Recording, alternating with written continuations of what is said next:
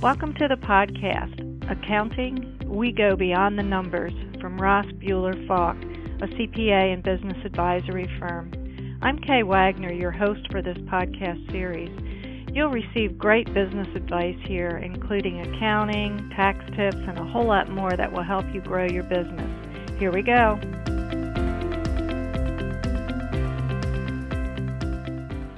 So Jeff Groff, it's great to have you on the show today, and I was looking at your information on the Ross Buehler Falk website, and I noticed that you have run 7 marathons. I think that's very cool. And you've also been with Ross Buehler Falk for 6 years, is that right? It's now 7 years. 7 years, okay. Yes. But you've been in accounting for many more years than that, going on 26, 27? That's correct. And you have a wife whose name is Lori and one child. Yes, Jeffrey Jr. Jeffrey Jr., okay. So, welcome to the show, and what we're going to talk about today is tax tips for individuals. Now, we know that there's, still a month or so before we actually get into tax season. But the thing that you guys always tell me from RBF is for everyone to be prepared. So let's talk about what individuals need to be doing and what are the tax tips that you have for individuals as they prepare for year end. This year is like every other year has been for quite a while now. We're going into the end of the year with a lot of uncertainty regarding tax legislation or the political environment. So right now, we always follow the traditional methods of tax planning, which is to defer income and accelerate deductions when it makes sense. One way to do that is for individuals to look at their investment accounts, contact their financial advisors, and find out if there's any capital losses that they could take advantage of to offset capital gains. It also might be a good time for some of our clients and individuals to maybe pay the capital gains tax if they have a lot of capital gains built up as a result of the market going up. So we always do look at the investment accounts of our clients. Another area is charitable donations.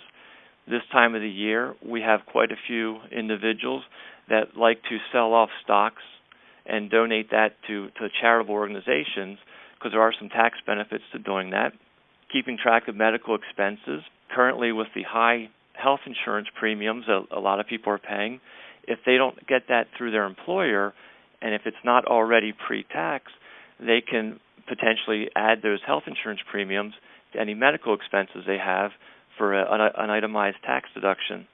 Now, if you're under the age of 65, you do have to take a 10% cut based on your adjusted gross income against all of your medical expenses, and if you're 65 and older, that is only a 7.5% cut based upon your adjusted gross income. As we're coming to the year end, and even with the uncertainty that we have going on, are there any expirations at year end, any regulatory changes that people should be aware of? There are not many that are expiring at the end of this year. 2016, the prior year, is when most of the tax credits we saw utilized were expiring. So there's really none this year to speak of. The residential solar tax credit is still available for a few more years. And I know we always see new solar panels going on homes, and that's partly because of the tax credits and also because people do want to be more energy efficient. Okay, so no real big changes to be aware of this year. No, not as far as expiring tax provisions. Okay. Let's look at the audience of retirees. What are some of the tax tips specifically for retired individuals that could help them on their tax returns? For retired individuals that maybe they own their home and they don't have a mortgage on it, so they cannot claim the mortgage interest deduction, a lot of times we recommend bunching deductions into 1 year. What that means is if you're going to generally donate a certain amount to charity each year, maybe double that in 1 year, make those contributions in January and December, and then the following year don't make quite as many. So if you can accelerate some contributions into the same year, the same holds true with some medical expenses. If you have some medical expenses that you can pay in advance, that also will add to that deduction for the current year. And prepaying state income taxes is another one that you can try to bunch in the 1 year to take advantage of itemizing deductions, and then the following year use the standard deduction, and you can flip-flop back and forth depending on your total deductions. Another area is required minimum distributions. A lot of times people forget that they are required to take a minimum distribution from their individual retirement accounts. And even though it's not necessarily a tax savings plan, but if they don't make the RMD, they will get penalized by the IRS. So in essence, they're paying even greater tax by failing to take the required minimum distribution. Another area is utilizing a low income bracket.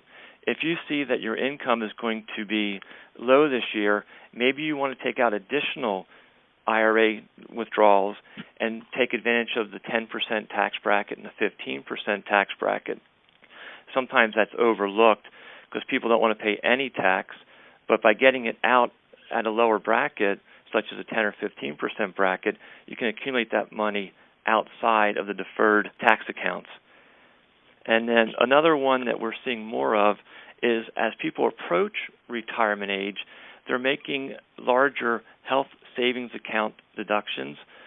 There's a maximum amount you're allowed to give, so we do see a lot of individuals maxing out their HSA contributions because after they retire, they'll no longer have a high deductible plan, or they may no longer have a high deductible plan, but those HSA contributions can be withdrawn in retirement to pay medical expenses that you still have.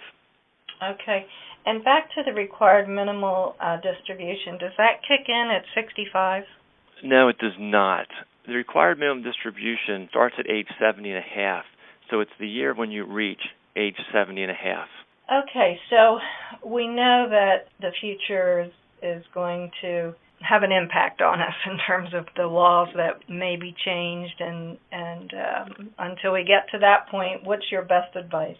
The best advice right now would be to stay on top of current proposals, keep great records, keep as much documentation as possible, and ask your accountant throughout the year and as we approach year end, any questions you may have. We encourage questions now because we can sometimes offer alternate ideas, solutions, or practical suggestions to help plan for the tax situation that may be coming up, whether it be selling assets, selling investments. But a lot of times after December 31st, it's too late for us to fix or help our clients out with those types of items. For example, if you sell an asset with a significant gain, we would highly recommend making additional tax payments to avoid getting caught with penalties and interest after the fact. So I think you've given our listeners a lot of information to think about. I know as accountants, the more time that you have to spend with your clients during the year to consult with them and advise them, the better. And then always during tax season, the sooner you get the information, the better it is for everyone as well. So I want to thank you for being on the show with us, and thanks for all the great tips. And we will be talking to you soon. Great. Thank you, Kay. That's it for today, folks. Visit rbfco.com, that's rbfco.com, for more information on accounting that goes beyond the numbers. This is your host, Kay Wagner, for Ross Bueller Fox. Our next episode is coming soon. Don't miss it.